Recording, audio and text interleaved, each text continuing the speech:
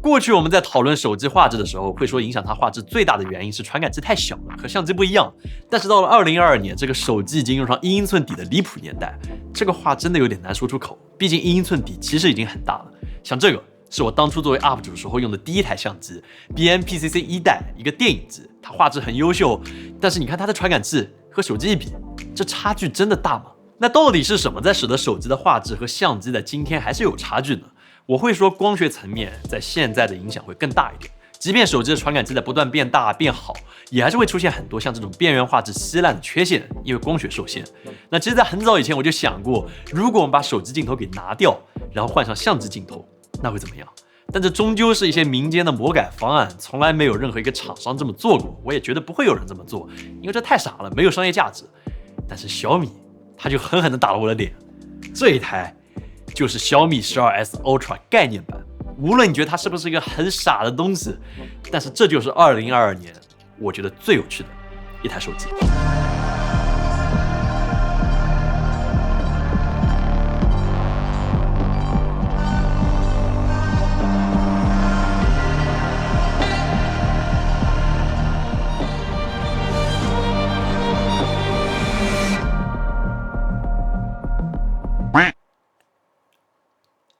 就其实每次我要把这台手机放进口袋里的时候，我都是这个表情，能想象吗？我要把这么一个传感器裸露在外面的手机塞进口袋里面，这是多么阴间的一件事情。但是我觉得小米还是想明白这一点的，它上面加了这么一层蓝宝石的玻璃，理论上它的硬度是仅次于钻石的，所以我们可以做这种看起来令人非常窒息的各种操作，那都是可以的。除此之外，外观上它和量产版的12S Ultra 并无二致，只是把原来的这个量产版上用来装饰的金环换成了小米自己的这个，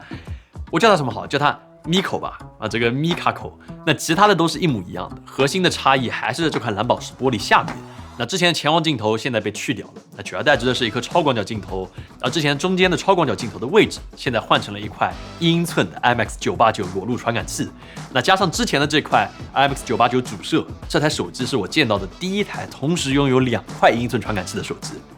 应该是唯一的。而且为了散热考虑，小米还把这2块传感器放在了不同的高度，这个我觉得还是挺聪明的，很牛啊小米。不过我在一定程度上会希望小米既然已经选择了裸露传感器这条路，倒不如把这块蓝宝石玻璃也给拿掉，更纯粹一点，让它直接露在外面，再给我们做个机身盖，像相机一样，那就够了。这样的话能让它光学更好一点，除了扫码时候会麻烦一些，主要是因为蓝宝石这个东西虽然耐磨，它好是好，但这也意味着画面会出现像这样的不可避免的鬼影，还有眩光，对进光量也会有些影响。那当然嘛，这个概念机有些瑕疵也正常，年轻人还可以忍。能有外面这块传感器，加上它的这个咪口，这对我的吸引力实在是太大了。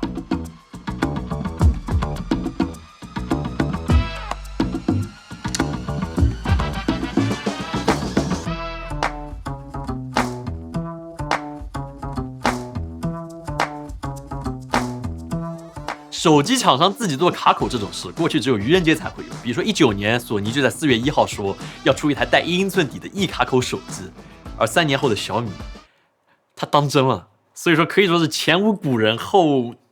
无来者，应该是后无来者了。但毕竟没有传统相机厂商的技术沉淀，在实际使用过程中，这个卡口的体验并不是特别好，有一些明显的框亮，感觉镜头一不小心就会掉下来。卡口本身也没有电子触点，外接镜头的时候就没法自动对焦。不过它好歹是一个卡口，本身它的法兰距又特别短，那法兰距就是相机传感器到卡口的距离，所以逻辑上只要你的法兰距足够短，你就可以用它转接任何法兰距比它长的镜头，像索尼、佳能、松下什么都可以。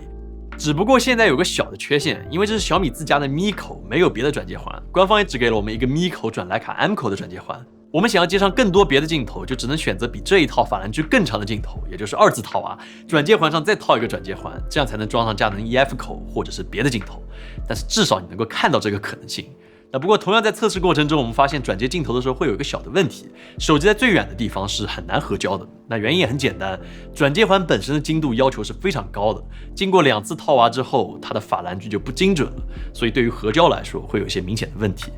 那抛开这台概念机的小瑕疵或者说大瑕疵，这台可以拍摄10比特 RAW 照片的手机，搭配上这颗徕卡的镜头或者是别的镜头，真的可以拍出和别的手机不一样的画面吗？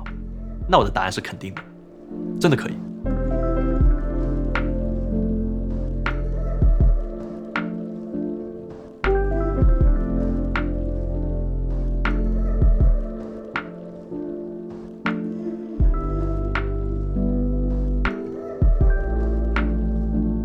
只要你打开手机专业模式，把镜头选择到 External 外接镜头选项，你就可以拍到和刚才那样的照片了。那如果不说，你大概率会以为这是一台相机拍摄出来的画面，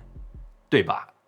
能看出来的话，说明你挺厉害的。那像这个是传感器大小近似的 ZV-E 拍出来的画面，它们两个我觉得还是挺接近的，大光圈、自然的虚化、优秀的光学组件带来的锐利画面，配合徕卡的色彩科学，小米 12S Ultra 概念机真的就是手机画质里面的佼佼者，算是真正意义上的物理开挂。那这时候我知道肯定有朋友会说了，对吧？现在我们不是有手机人像模式下面计算出来的景深吗？为什么要多此一举做这个物理外挂呢？那你可以看一下，这个是用 iPhone 14 Pro 用算法得来的景深，而这个是小米 12S Ultra 概念版的物理景深，你可以看到是完全不一样的一种感觉。而 iPhone 在这个方面已经是手机厂商里面做的比较好的了。那视频方面 ，iPhone 尽心尽力做的电影模式，在物理外挂的面前，你也可以看到，就是一个小巫见大巫的真实状态。那讲到这里，看了这些样片，肯定有朋友会问了，对吧？你影视飓风怎么也和别人讲的一样，能不能给我整一点狠活，影视人爱看的东西，整点更离谱的？那当然是可以。我再给你看一些，我们把它接在一些怪东西上面拍出来的照片。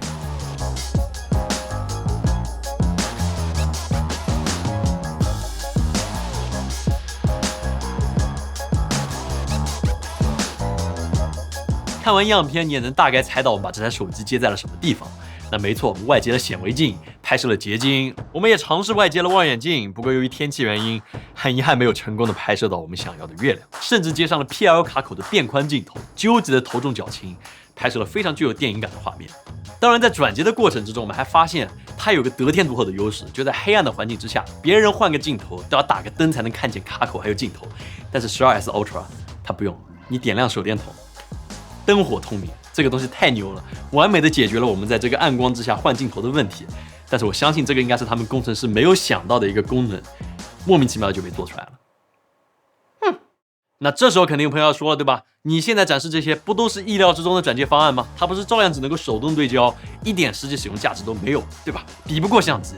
没有问题，可以比。我们把这台小米 12S Ultra 概念版简单的放在大疆 RS3 Pro 上面，简单的装上一台 LiDAR 测距器，简单的装好跟焦马达，搭配 DZO Film 的数字镜头，一套小米 12S Ultra 概念版自动对焦加智能跟随方案，就这么简单的出来了。这他妈的绝对是捣乱的，是吧？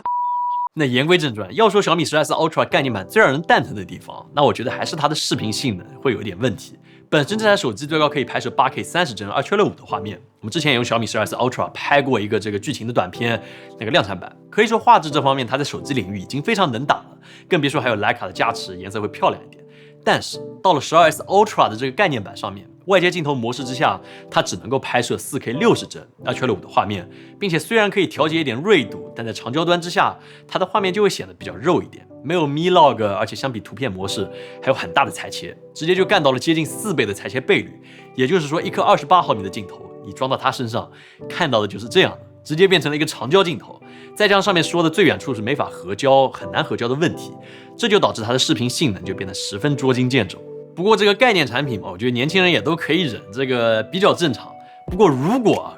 我是说如果这个概念产品能够被做出来，然后刚才那些问题都消失的话，那我觉得我超级乐意做一个快乐的 Mi Boy， 吹着 Mi 空调，用着 Mi 电脑，旁边放着 Mi Pad， 用着带有 Mi-Log 的 Mi 手机，装着 Mi 镜头，直接实现一个 Mi 的生态画反，美滋滋啊！这么一看，这台概念机我觉得已经是手机里面的画质天花板了 ，CMOS 数量天花板，哪怕你拿出去扫码也是逼格满满。加上它的制作成本是30万，听说这么一台就要30万，就算市售会便宜很多，但从我的角度来看，它不大可能降到1万块钱以下，就妥妥的价格天花板。那我在这里也想问你一个问题：如果这样一台手机真的放在你面前是一个选择的话，你会选择买它吗？如果是我的话，我觉得我肯定会买，毕竟我就是这样一个特别喜欢数码产品的傻子或者呆子，我不在乎别人怎么说。相比别的手机来说，它这个可玩性太高了，我也能够感受到小米工程师的努力，还有这种天马行空的想象力。我觉得一个品牌愿意把这些东西做出来吧，不管有没有人喜欢，傻不傻，真的还挺好的。毕竟这是一个从来没有出现过的形态。也许小米升级一下这个咪口，给它装上电子触点，优化一下机身做工，再推出一个机身盖，再推出一些便宜的咪口镜头，再加几个变焦镜头，这么一个能够媲美相机的摄影加上扫码利器，本身又是一台好手机，我觉得还是很有吸引力的吧？你会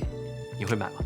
那么这就是这期小米12S Ultra 概念版的上手体验视频。如果你喜欢的话，也请务必点赞、投币、3连转发，做起来还真不容易，这会对我们非常大的帮助。如果你有什么想看有意思的产品体验，也欢迎在弹幕留下你的答案，我们会去搞来试一试，也许能够做一个视频。那么我们下次再见。